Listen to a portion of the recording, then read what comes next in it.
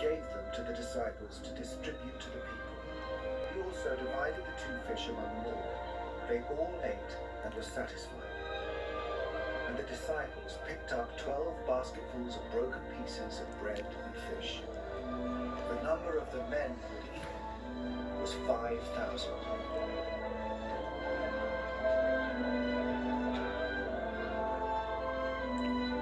Immediately, Jesus made his disciples get into the boat and go on ahead of him to Bethsaida, while he dismissed the crowd.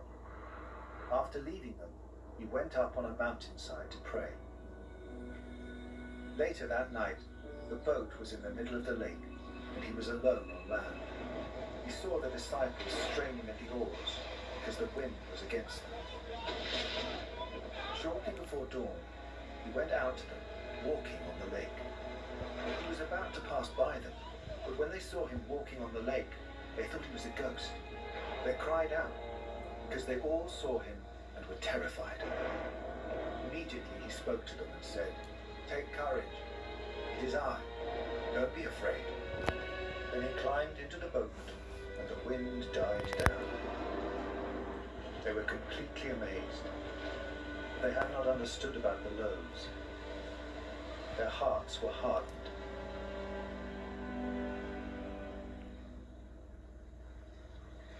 When they had crossed over, they landed at Gennesaret and anchored there. As soon as they got out of the boat, people recognized Jesus. They ran throughout that whole region and carried the sick on mats to wherever they heard he was. And wherever he went, into villages, towns, or countryside, they placed the sick